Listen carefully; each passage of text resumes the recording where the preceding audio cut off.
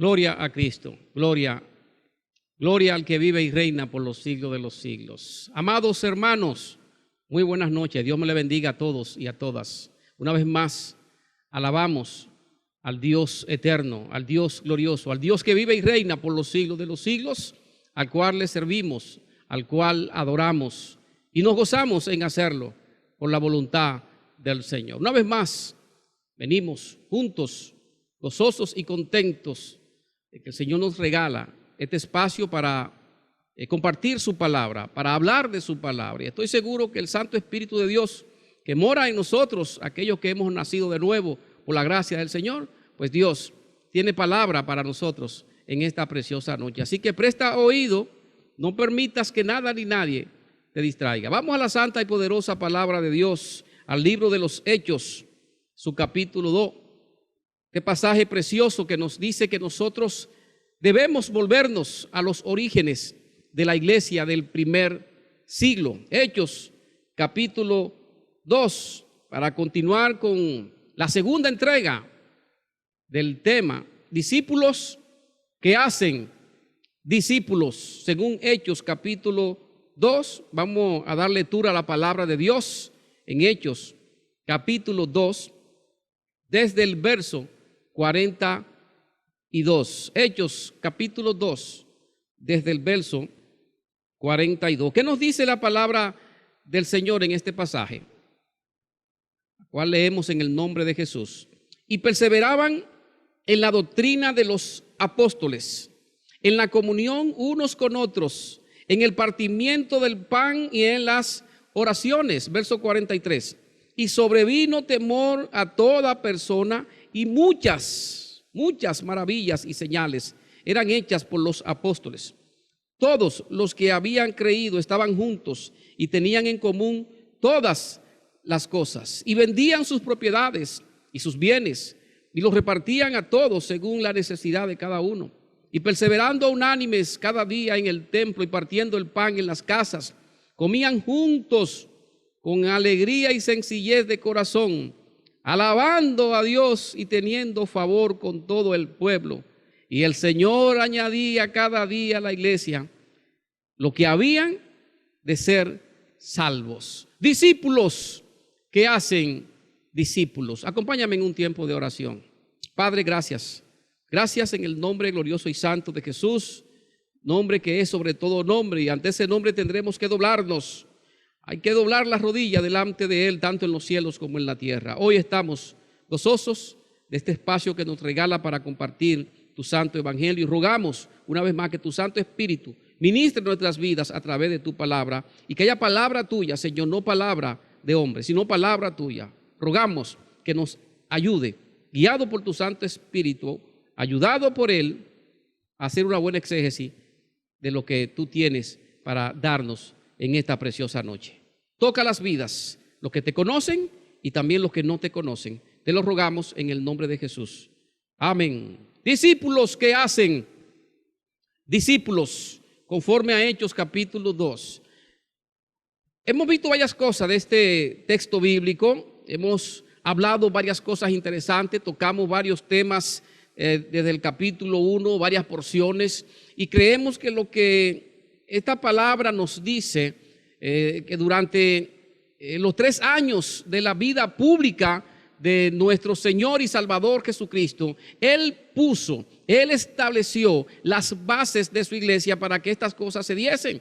Primero, el Señor reunió a sus primeros discípulos. Segundo, el Señor los asoció a la misión, a su misión que delegó en ellos. Tercero, Él constituyó a apóstoles, y a Pedro, el gran líder y responsable de iniciar los trabajos de la iglesia, los trabajos del reino. Él lo hizo. Cristo creó un nuevo pueblo para Dios, un pueblo lleno del Espíritu, guiado por el Espíritu. Esto hizo de los 12 apóstoles, esto hizo de los primeros discípulos un pueblo de testigos, y les prometió que el don del Espíritu Santo les descubriría la plenitud de esa luz que había venido a la tierra, esa luz llamada Jesús. En primer lugar, vimos que si tú eres un discípulo que hace discípulos, entonces tu vida cristiana será desarrollada en la iglesia y desde la iglesia. Vimos eso el miércoles pasado. ¿Qué creemos nosotros según este pasaje? Bueno, que nosotros debemos vivir entre los santos como un discípulo que hace discípulo. Todos los creyentes somos llamados a vivir de esta manera. Así inició la primera iglesia, la vida eclesiástica de los primeros discípulos que vivían como discípulos. Primero estaban juntos y en armonía.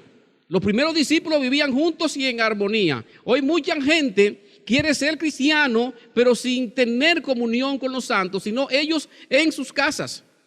Eso es antibíblico, porque los primeros discípulos, la primera iglesia no vivió así. Ellos estaban juntos, ellos estaban en armonía, por lo mismo que nos dice la palabra en el Salmo 133. Mira cuán bueno, cuán delicioso es habitar los hermanos juntos y en armonía, porque allí envía a Jehová bendición y vida eterna. Estos primeros discípulos estaban juntos y estaban en armonía.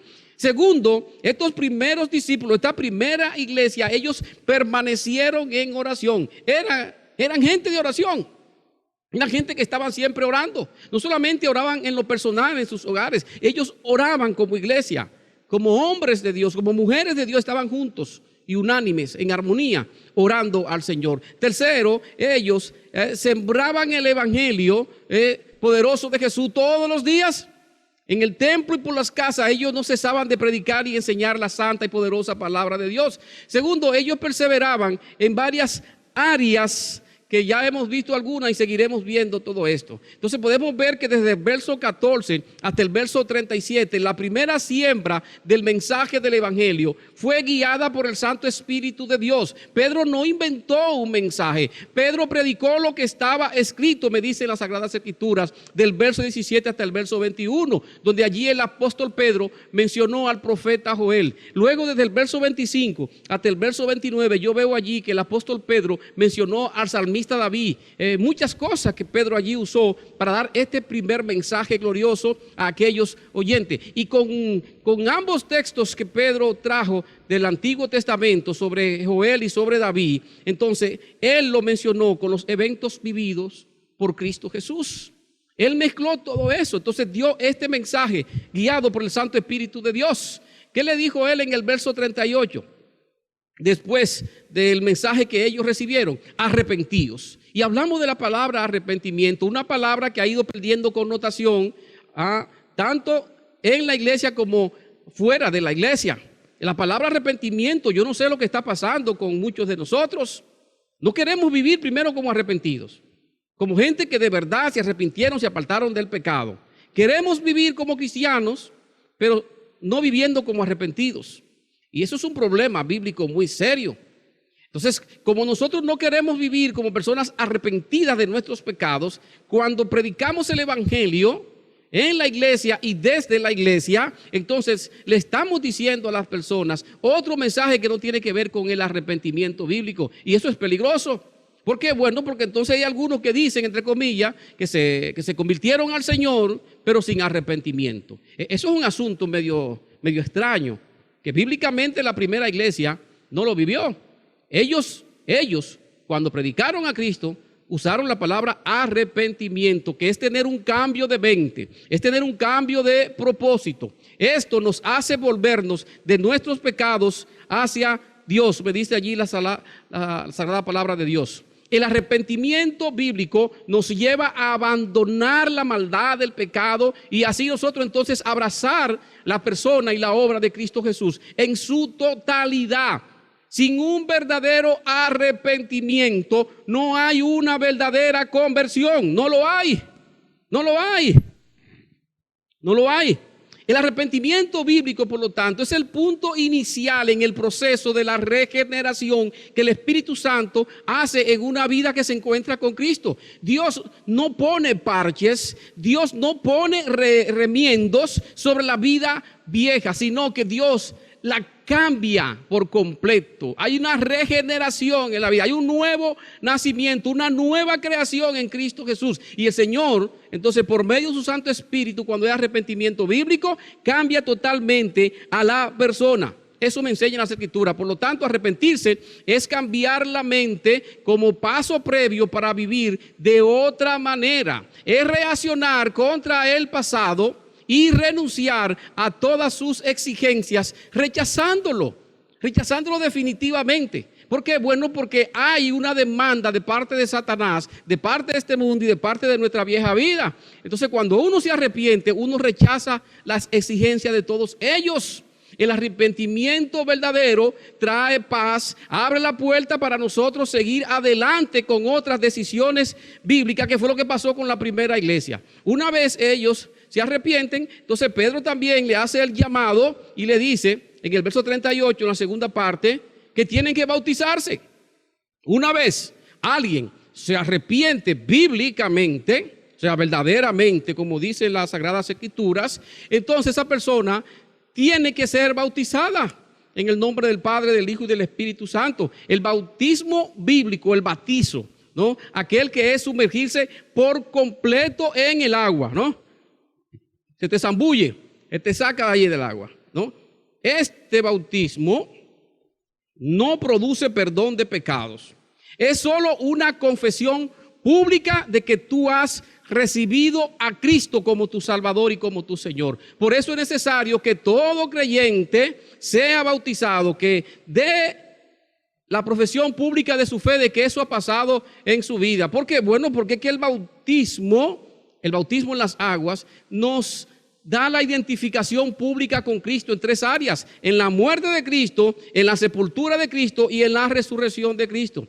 Todo lo que fueron bautizados fue así, porque eso tiene su simbolismo. Algo que pasó en tu vida cuando fuiste despertado de tu muerte espiritual, y te dio el Señor una nueva vida en Cristo Jesús. Entonces, cuando tú vas al bautismo, tú estás simbolizando eso, te está identificando con Cristo en esas tres áreas: muerte, sepultura y resurrección. Una vez somos bautizados, es necesario, por lo tanto, enrolarnos en el servicio de la obra del reino y en la edificación del cuerpo de Cristo. Si el cristiano no trabaja de esta manera, entonces el cristiano está totalmente desenfocado, está desalineado. Yo no sé realmente lo que está pasando entonces con ese cristianismo de hoy. ¿Por qué? Bueno, porque una vez tú te arrepientes, una vez tú eres bautizado, entonces tienes que enrolarte necesariamente en el servicio de la obra del reino y en la edificación del cuerpo de Cristo. No es para nosotros quedarnos sentaditos en una silla. No es para eso, me dice la palabra de Dios. Ningún creyente, ninguno, puede venir a Cristo y no enrolarse en la obra del reino y en la edificación del cuerpo del Señor. Tú no puedes quedarte sentado en una silla todos los años de tu vida. La pregunta sería, ¿tú de verdad ya te arrepentiste? Estoy hablando bíblicamente. ¿Ya tú fuiste bautizado? Si me dijiste que sí en esas dos, te hago una tercera pregunta.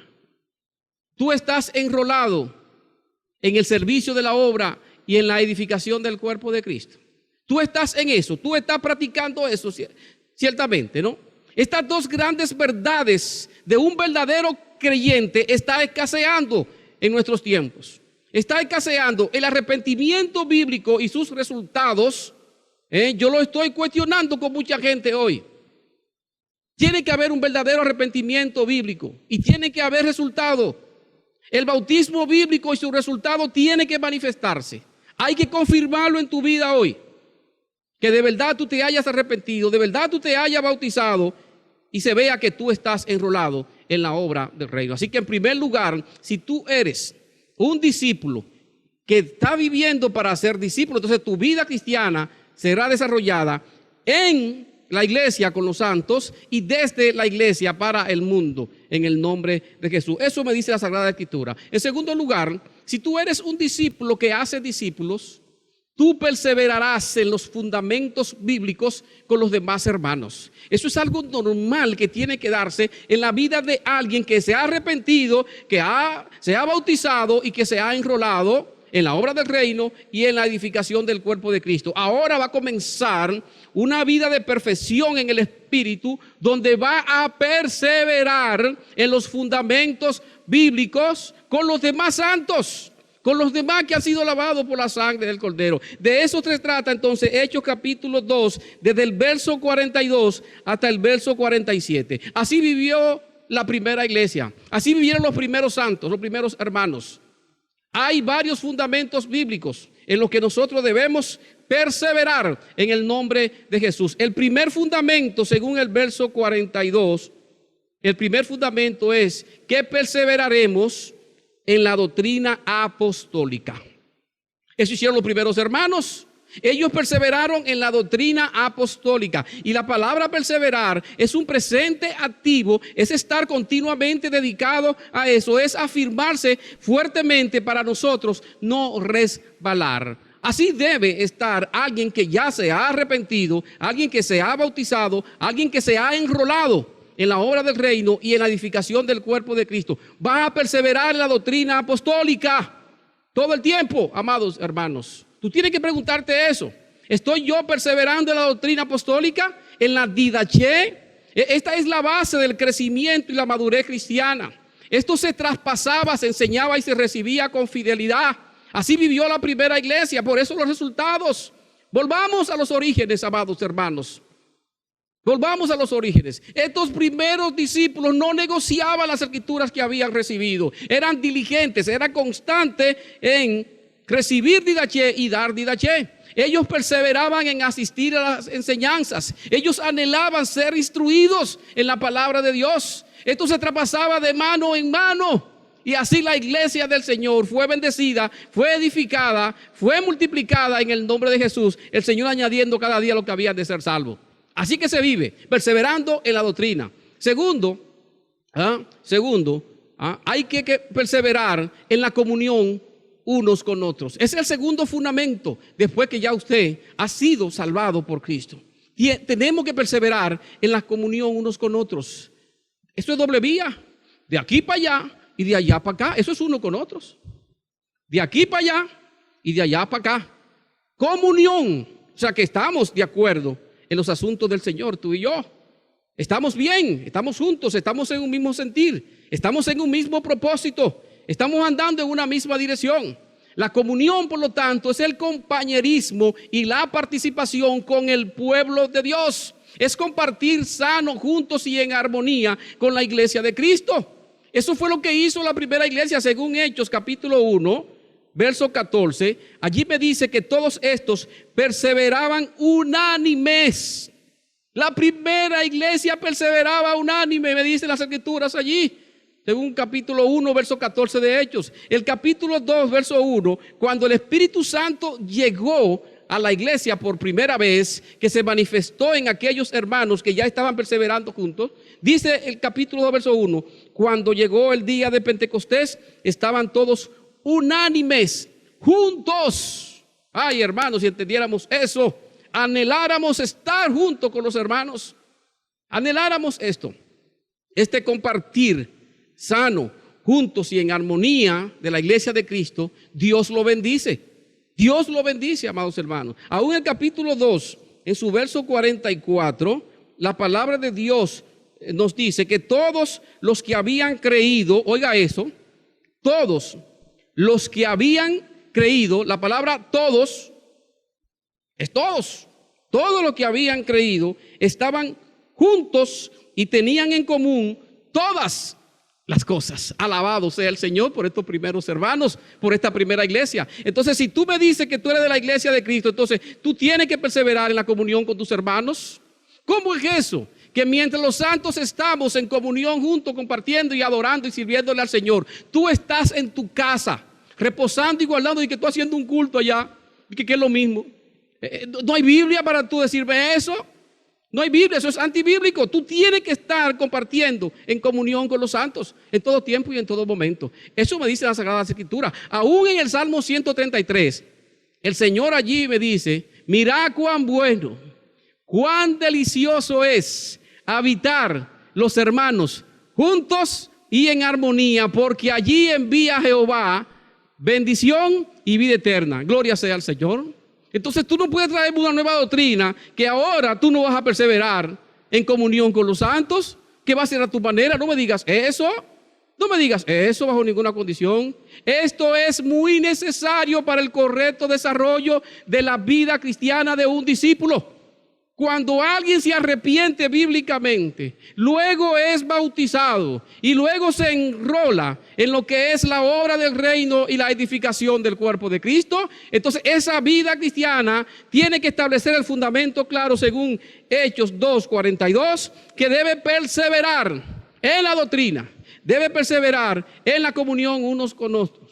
Esto nos va entonces a ayudar a animarnos unos con otros. Nos ayuda a vivir como verdaderos discípulos que hacen discípulos. Porque todo el mundo hoy quiere ser discípulo, pero no quiere vivir como un discípulo. Y eso es un problema bíblico si no lo haces. ¿Qué nos dice la palabra de Dios hablando de lo que es el fundamento bíblico sobre esto? En Hebreos capítulo 10, verso 24. Y considerémonos unos a otros, doble vía. Oiga, ¿para qué? Para estimularnos al amor y a las buenas obras. Para estimularnos. No dejando de congregarnos, es una orden, es un mandato prohibitivo, no deje de congregarte como algunos tienen por costumbre, sino exhortándonos. No solamente nos estimulamos, sino que también nos exhortamos, y tanto más cuanto veis que aquel día se acerca. Así que se vive para el Señor, tiene que ser la manera del Señor, así que se vive. El tercer fundamento bíblico, allí en el capítulo 2, verso 42, después de perseverar en la doctrina bíblica, en la doctrina de los apóstoles, después de perseverar en la comunión unos con otros, también me dice que es necesario que perseveremos en la comunión con Dios. Es necesario. Allí habla del partimiento del pan. Debemos estar nosotros en comunión con Dios todos los días. Y la palabra comunión es una referencia a la Santa Cena, a la comunión con Dios. Todos los salvados es necesario participar. Y de esto hablaremos más adelante por lo importante que es. Debemos perseverar en la comunión con Dios necesariamente. Ningún creyente puede desarrollar su vida cristiana si no vive en comunión con Dios. Un cuarto fundamento bíblico en el cual vamos a perseverar es en la oración con los santos. Vamos a perseverar en la oración con los santos. No es que tú... y que lloro en mi casa, no me venga con eso, no. Aquí estamos hablando de un grupo, de una comunidad de creyentes que el Señor dice que debemos perseverar con ellos en oración. Eso me dice allí el cuarto fundamento bíblico que la primera iglesia lo practicó. Hay que perseverar en la oración con los santos. Y la oración sabemos que es algo vital en la vida de un creyente, es algo demasiado importante. Un discípulo debe estar continuamente orando, debe estar activo en las oraciones, no solamente en lo privado, en su casa, sino con los hermanos. Este es un cuarto fundamento que la primera iglesia practicó. Perseveraron en las oraciones juntos con los demás discípulos. El discípulo tiene que oler a oración. El discípulo tiene que oler a oración. Y la primera iglesia fue una iglesia de oración. La primera iglesia oró todo el tiempo. Todo el tiempo estuvieron orando. Hechos capítulo 1, verso 14, me dice que todos ellos perseveraban unánimes en oración y ruego. Una iglesia de oración. El verso 24 me dice, y orando dijeron, tú Señor que conoces los corazones de todos. Era una iglesia que siempre estaba orando. El capítulo 6 del libro de los Hechos es para que entendamos que la primera iglesia siempre estuvieron unidos orando. El capítulo 6, verso 4 dice, y nosotros persistiremos en la oración. Y por último ahí de eso de la oración, dice el capítulo 12, su verso 5, así que Pedro estaba custodiado en la cárcel, pero la iglesia hacía sin cesar, oración a Dios por él. Era una iglesia de oración. Estaban juntos orando todo el tiempo. Cada vez que se involucra a los santos para que vengan a orar, toda la iglesia debe acudir a la oración. Hoy nosotros debemos ser también una iglesia de oración. Ser una iglesia de oración significa que sus miembros son discípulos de oración, huelen a oración. Así tenemos que vivir continuamente delante del Señor. Un quinto fundamento bíblico está en el verso 46. Perseveraremos nosotros unánimes en el nombre de Jesús. Eso pasó con la primera iglesia. Yo no sé si usted entendió bien lo que yo acabo de decir del quinto fundamento bíblico. Si usted entendió bien qué fue lo que dijimos según el verso 46, donde nosotros debemos perseverar unánimes en el templo y por las casas, con todos los hermanos. Dios nos manda, según el verso 46, que nosotros estemos unánimes cada día en el templo y por las casas. Es lo que me dice el verso 46. Y perseverando unánimes cada día en el templo y partiendo el pan en las casas, comían juntos con alegría y sencillez de corazón.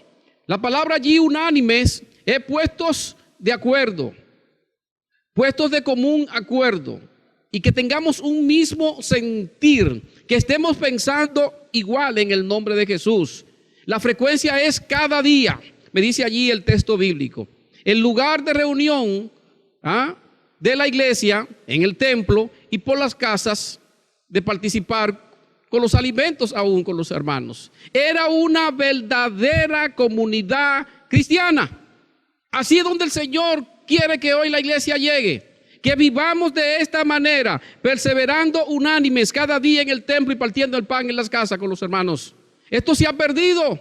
Nadie quiere vivir de esta manera, pero es lo que nos dice la palabra de Dios, amados hermanos. El nuevo estilo de vida de uno que se ha arrepentido, de uno que de verdad se ha convertido, de uno que de verdad se ha bautizado en el nombre del Padre, del Hijo y del Espíritu Santo, de uno que se ha enrolado en la obra del reino y en la edificación del cuerpo de Cristo, es que perseveren en estos principios bíblicos. Muchos llamados cristianos no perseveran en nada de esto. Hay un cristianismo extraño y raro hoy visitando las iglesias. Los cristianos de hoy, muchos no perseveran en nada de esto. Y eso es algo que es muy lamentable y muy triste. ¿Qué cristianismo es ese?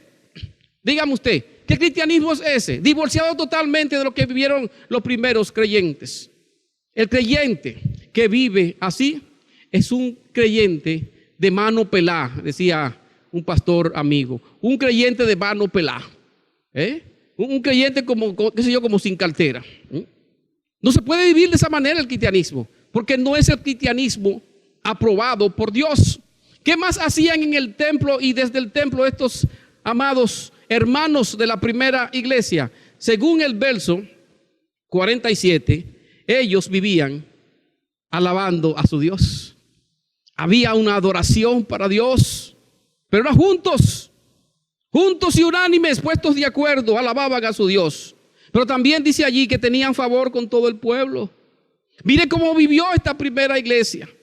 Alababan a Dios, tenían favor con todo el pueblo. Era una iglesia que de verdad adoraba, una iglesia adoradora, pero que también tenía compasión del lugar donde ellos estaban, de ese pueblo que allí que les rodeaba. Ellos iban donde el pueblo, tenían favor con el pueblo, compartían con el pueblo, y de allí salían entonces los nuevos cristianos. ¿Y cuál fue la respuesta de Dios? ¿No estoy de acuerdo con ellos? No. Según la estampa de Dios al final del verso 47, el Señor le dio el visto bueno a esta primera iglesia que vivió de esa manera. Le dio el visto bueno. ¿Por qué? Yo lo sé. Porque me dice el texto al final del verso 47. Y el Señor añadía cada día a la iglesia lo que habían de ser salvos. Aleluya y gloria sea a Dios. Así que se vive a la manera del Señor, perseverando en estas cosas, unánime, puestos de acuerdo como hombres y mujeres de Dios. Ese es el fundamento de nuestro Señor y Salvador Jesucristo, que dejó estampado en la primera iglesia, para entonces Él bendecir al pueblo de Dios, añadiendo cada día a la iglesia lo que habían de ser salvos. Hoy en día todas las iglesias hacemos grandes movimientos, grandes jornadas, grandes campañas, grandes cruzadas. Inventamos un sinnúmero de cosas en el templo con tal de que las personas sean añadidas a la iglesia. Y nos da lucha durante un año que venga un alma a los pies de Cristo. Y cuando viene uno a veces es falso, no es verdadero. Porque con el tiempo se manda, no persevera, no da señales de que se ha arrepentido verdaderamente. ¿Cuánto adolecemos hoy en día las iglesias de todas estas cosas, amados hermanos? Tenemos que despertar y le rogamos al Señor que su Santo Espíritu nos despierte y nos haga entender estas cosas para nosotros entonces ser bendecidos por el Señor a la manera de Dios. Mira cuán bueno y cuán delicioso es habitar los hermanos juntos y en armonía, porque allí envía Jehová bendición y vida eterna. Oh, alabado sea el Señor, hermanos. La mayoría de las iglesias no estamos disfrutando de eso, porque no estamos haciendo lo que el Señor le dejó a su iglesia. La primera iglesia lo vivió, pero hoy las iglesias no queremos vivir eso. Hemos inventado una serie de tecnología y teología y de cosas raras y extrañas, buscando repetir lo mismo que hizo la primera iglesia, que en un primer mensaje que trajo el siervo Pedro, usado y guiado por el Espíritu, se convirtieron 3,000. Y ahora me dice en el verso 47 que el Señor añadía cada día a la iglesia lo que habían de ser salvos. Entonces, ¿qué es lo que está pasando hoy? Dígame usted, ¿qué está pasando hoy? Que esas cosas no se están dando en la iglesia de Cristo. Algo estamos haciendo que no es conforme a las Sagradas Escrituras. Pero que nos estamos reuniendo y estamos adorando. Sí, pero hay cosas que no estamos haciendo según el texto bíblico. Por eso, en tercer lugar, cuando la iglesia es una iglesia de discípulos que viven para ser discípulos, entonces Dios, dando su aprobación, Él añade a su iglesia lo que han de ser salvos. Y eso fue lo que pasó allí en Hechos 2:47, que el Señor añadía cada día a la iglesia lo que había de ser salvos. Dios da su estampa, da su aprobación. Es como dijo con Jesús: he ahí mi Hijo amado, en el cual tengo complacencia. A él oíd, dijo el Señor. Eso se llama la estampa de aprobación de parte de Dios. Si la iglesia de Cristo hoy está haciendo lo que el Señor le ha mandado que haga, entonces Dios le da una estampa y le dice: entonces yo te voy a bendecir, iglesia, y lo que tú andas buscando en la salvación de los hombres, para que tú seas un discípulo, te voy a bendecir para ello, y para que tú hagas discípulos, que tú te reproduzcas en otros discípulos, yo también te voy a bendecir. Entonces viene la estampa de Dios y eso se cumple. Y hay que estar claro en esto: la salvación es una obra soberana de Dios. Ninguna iglesia puede salvar a nadie. Eso no es posible bíblicamente. No importa lo que tú hagas. Esto es una obra soberana de Dios. Y todas las iglesias estamos buscando estos resultados que tuvo la primera iglesia, pero no lo logramos porque no hemos entendido que hay que hacer exactamente lo que hizo la primera iglesia. No depende de nosotros la salvación de las almas, hermanos, pero Dios ha decidido hacerlo con nosotros como iglesia. Los pasajes están ahí, que esto no depende de nosotros, es una obra soberana de Dios. Efesios capítulo 2 en su verso 8 nos dice: porque por gracia sois salvos por medio de la fe, y esto no de vosotros, es un don de Dios, no por obras, para que nadie se gloríe. Es una obra soberana de Dios la salvación, mis amados. Dios, Juan 6:44 nos dice: ninguno puede venir a mí si el Padre que me envió no le trajere, y yo le resucitaré en el día postrero. Y dijo también en el verso 65 el Señor: por eso os he dicho que ninguno puede venir a mí si no le fuere dado del Padre. Es una obra soberana de Dios. Segunda Timoteo capítulo 2 versos 24 y 25 dice: porque el siervo del Señor no debe ser contencioso, sino amable para con todos, apto para enseñar, sufrido, que con mansedumbre corrija a los que se oponen, por si quizá Dios les conceda que se arrepientan para conocer la verdad. Es una obra soberana de Dios, mis amados.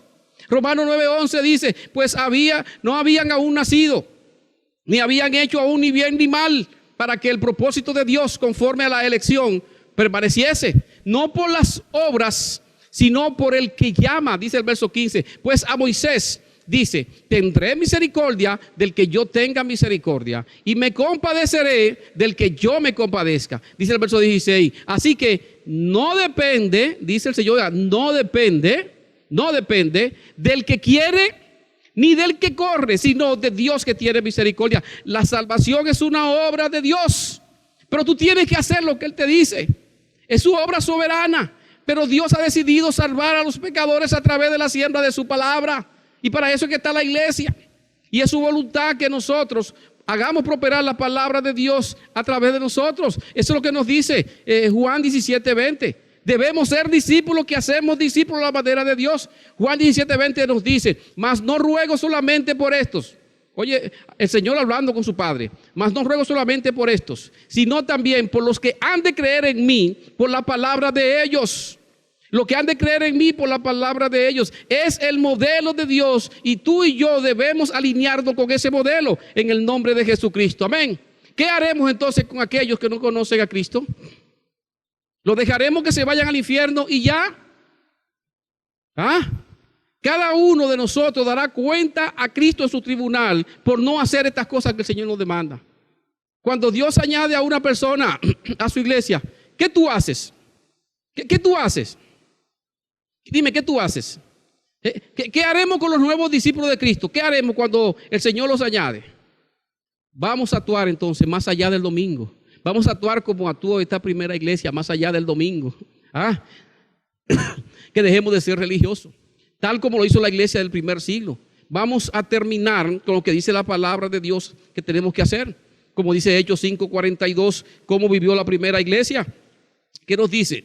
Hechos capítulo 5, en su verso 42.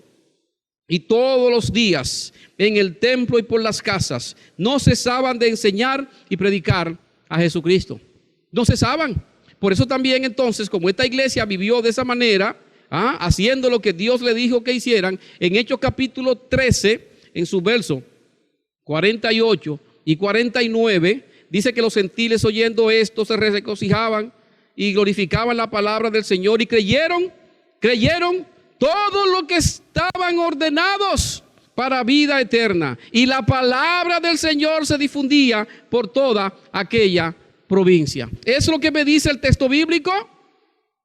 La palabra del Señor se difundía por toda aquella provincia. Todo esto nos describe la belleza de la iglesia creciendo y desarrollándose, amados hermanos. La espontaneidad, dedicación y devoción de los primeros cristianos en relación con su Dios era tal que ellos vivían una vida rendida al Señor en todo el sentido de la palabra, sometidos a Dios, y Dios entonces aprobó eso. Entonces, imitemos ese glorioso ejemplo. Volvámonos a los orígenes si queremos que Dios bendiga su obra y que añada lo que han de ser salvos.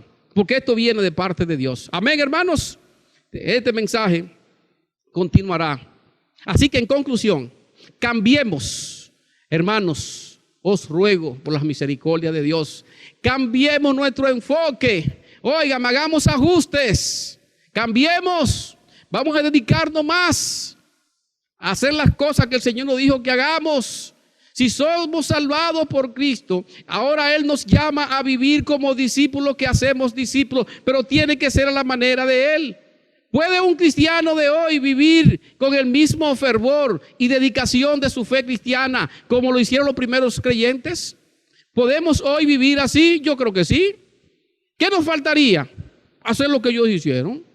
Vamos a leer el libro de los Hechos, Hechos de los Apóstoles, o los Hechos del Espíritu Santo, como quiera llamarle, para que estemos nosotros reviviendo la vida de los primeros cristianos, la vida de la primera iglesia, haciendo exactamente lo que Dios aprobó que era bueno para ellos. Vamos a hacer eso en el nombre de Jesús. Amén. Amén. Si hay alguno que está ahí mirando y oyendo este mensaje y nunca ha tenido un encuentro personal con Cristo real y verdadero como hemos predicado hoy, yo te invito a que hoy vengas a Cristo. Y tú tal vez que dices que eres cristiano, pero no es conforme a Escritura, entonces yo también te invito a que hoy tengas un verdadero encuentro con Cristo, donde haya un verdadero arrepentimiento bíblico en el nombre de Jesús, conforme a lo que hemos dicho. El Espíritu Santo de Dios trata con aquellos que oyen su palabra. Con la palabra que cuando la oyen, como pasó en estos primeros oyentes, cuando Pedro trajo el mensaje allí, que dice el capítulo 2, en su verso 37, que al oír esto se compungieron de corazón y dijeron a Pedro y a los otros apóstoles: varones hermanos, ¿qué haremos? Eso es lo que el Señor quiere que suceda con su palabra cada vez que es sembrada. Que la palabra le dé punzadas como flechas que perforan sus corazones, que sientan el remordimiento por el pecado que han cometido y que han vivido a lo mejor durante muchos años. Que vean con claridad lo ocurrido y lo que le corresponde por la afrenta que le han hecho a Dios y que no saben qué camino tomar para escapar de las consecuencias. Que lleguen a esa condición, porque el Espíritu Santo va a usar la palabra para lograr eso, porque yo no puedo lograrlo ni tú tampoco. Es que la predicación es una saeta afilada por el Espíritu que produce en los oyentes lo mismo que la lanza romana en el costado del Señor Jesús. Hoy el Espíritu Santo de Dios te llama a que aceptes el desafío y que decidas creer en Cristo Jesús y recibirlo como tu Salvador. El Espíritu Santo de Dios te llama para eso. No dilate más eso, porque Dios te ha permitido ver este mensaje, oír este mensaje, para salvar tu vida. Para que te suceda como la siembra que pasó con el Evangelio en estos primeros oyentes. ¿Qué oyó la gente en aquel momento? Cuando el apóstol Pedro predicando dijo, este es Jesús, Señor y Cristo. ¿Qué sintieron ellos? Se compungieron de corazón. Y espero que eso también suceda en tu vida. ¿Qué decidieron ellos? Ellos preguntaron, ¿qué haremos? ¿Y qué hicieron ellos finalmente? Recibieron la palabra, como 3,000 personas.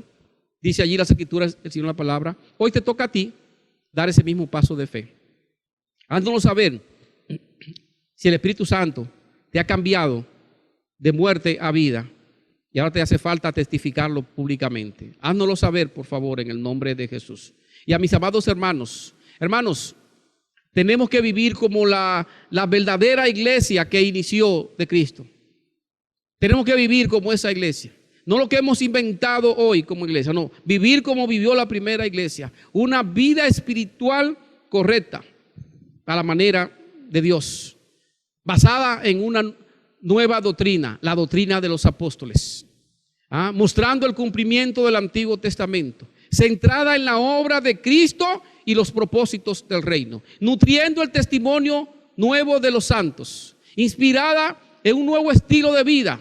Doctrina, comunión, partimiento del pan, oraciones. Arrepentimiento bíblico y fe en Jesucristo. Vivían con una gozosa expresión por el poder del Espíritu Santo. Estaban llenos de gozo, dice la palabra. Una práctica de la comunión completa, adoración a Dios, oración a Dios y vida comunitaria. Ellos se alimentaban por las manifestaciones y la presencia del Dios Todopoderoso, que nos dice Hechos 2:47, que el Señor añadía cada día a la iglesia lo que habían de ser salvos. Todos queremos vivir eso, pues entonces tenemos que vivir a la manera de Dios, para que haya en nosotros, como los primeros discípulos, una alegría y sencillez de corazón, un testimonio, un favor con todo el pueblo, atracción, una atención a la comunidad, sirviendo, la nueva comunidad de creyentes bíblicos, que veamos el principio incorporador, el arrepentimiento, el poder transformador, recibiréis el don, el nuevo estilo de vida, perseveraban en la doctrina de los apóstoles, la conducta diferente, tenían, vendían, repartían, la aprobación de Dios, Dios añadía cada día a su iglesia lo que habían de ser salvos. Y ser salvos no es solamente aceptar a Cristo y ya, sino más bien transformar toda mi existencia al estilo de vida del reino de Dios, que fue lo que pasó con la primera iglesia. Es dedicarnos a perseverar y a cumplir con la enseñanza apostólica recibida.